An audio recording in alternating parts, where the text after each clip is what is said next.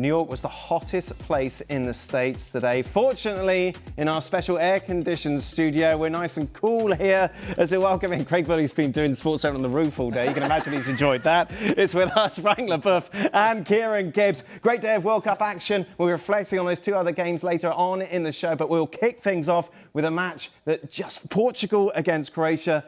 An incredible game, an incredible ending. So many narratives going into this. And then at the end, once again, giving us so many storylines. If we just start overall, Craig, well, we can't start overall, actually. We've got to start with the way that it ended. Yeah, which was... It just must have been devastating for the Croatian players who thought they'd forced extra time. Yeah, and they all went running, as you would, and jumped in each other and thought that they'd salvaged it. And VAR had a look at the offside, which it was offside. They had a little nick on the ball as the cross came in. Mm-hmm. They have technology to clean these things up now, so it was the correct call. I've got to give both teams a lot of credit. A couple of things I've got to give a lot of credit for, or credit to. Roberto Martinez, but I'll get to him. Croatia, I never thought for a second, having watched them being totally outplayed by England, particularly in the second half, that they were going to give this multi-talented Portugal side a run for their money like they did. They're an aging team, Croatia. They're not a big squad, and they hung in there, and then during the second half, you could argue they were the better team. Certainly. Now we're all sitting in that green room, us, the Deportes boys, and we're saying, will he take Ronaldo off? And there was a unanimous consensus. No. We've been talking about it all year. Mm-hmm. Will he have the stomach to do it? And he did it. And I have to give Roberto Martinez a lot of credit. He made big changes today. And Ruben Neves came on for Ronaldo to shore up the midfield. But when he brought the four subs on, including Gonçalo Ramos, that was a brilliant, brilliant header, which was the match winner. I think you could argue that's been the game of the tournament thus far. I think certainly the ending, Kieran. Because that you can't write that sort of script. No, and this is what the World Cup's all about. You've got players on the pitch that can change games at any moment, and it's just such fine margins. Yeah. I really love that header as the winner. I think it was a great effort to get himself up there under pressure and managed to just get enough power on it.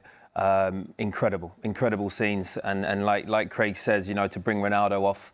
It was a big, tough decision, and it's paid off. We were talking about Rafael Leao as well, and how hot and cold he can be.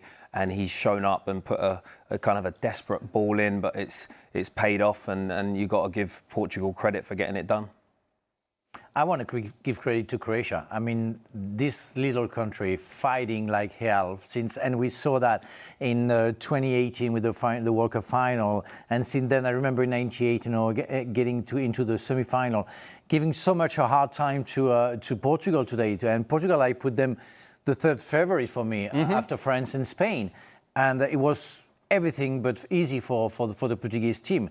And I'm with the guys, that I think was the game of the tournament so far, with the suspense that you have. And it's why we love sports. Yes. Because it's not written. Yeah. And you cannot imagine an ending like that. I mean, I think I feel sympathy for the Croatian team right now in the dressing room. That must be awful.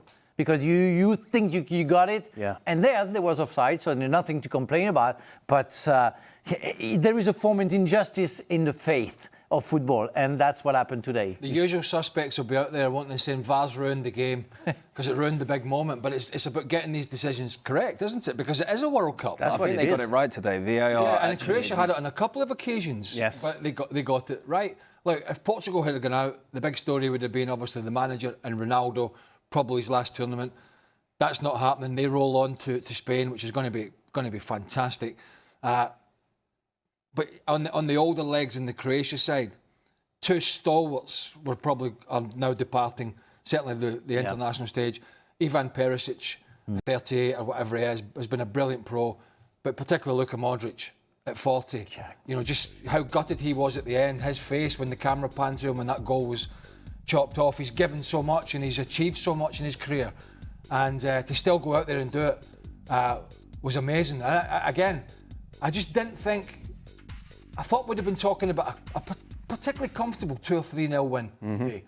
And if I'm being honest, I think the Croatians put so much into that game, and the further they go in this, the further they had gone in this tournament, I think it'd have gotten more difficult. I do think Portugal and Spain will be a much closer matchup. I think if the Croatians had gone in there, and if they'd won it, they deserve to go fine. But I think if they'd have gone into the Spain game off the back of their group and their knockout games, and the way the Spanish would control the game, I think that would have been a tough one for them. Yeah. But what I think we'll see, hopefully, is a boxing match that is nobody's taking a backward step with Spain and Portugal, and Portugal absolutely have the players to cause this Spanish side problems. And we're going to find out. I want, if you want, we'll talk about that a little bit later on. Yeah. I just want to focus on this game overall, because the general consensus when you take a look at this Portuguese side, particularly the midfield, you could argue it's the best in this tournament. Yes. So why did we see it get overrun at times by this ageing Croatia side? Hard to explain, it's true that Neves and Vitinha are the best pair in the middle of the park in the world, and they show every games that they played for Paris Saint-Germain, and today they were dealing, but it's also what you do when you give the ball, you turn around, but sometimes you have to change the pace, you have to put the second gear and change something, and it's hard with Neto, Leao, even Bruno Fernandes and Ronaldo to change the pace, when they play with Dembele and Barcola or Kvaratskhelia, they find the change of pace at the second gear. Right. It's why it's so important to create the action, to prepare the action, but the finishing is not the same with Portugal. And that's where maybe they have a lack of cleverness, I would say, because not lack of qualities. It's impossible with the talent that they have. But they have sometimes they have to make the run, they have to change positioning, and they don't really do that. They're more stuck in their position, and it's why maybe they don't finish the action. I'll tell you why, because PSG, and we've talked about this, Luis Enrique has instilled a mentality into PSG that most managers talk about. Defending starts at the front. And Dembele has touched on it in his interviews, said, if we don't run for PSG, we don't play. Mm-hmm. And that goes back to getting rid of the Messis, the Mbappes and the Neymar. And it's brought them success. They don't defend from the front, Portugal. Right. Because Ronaldo, it's a token gesture. Rafael Leao, it's a token gesture.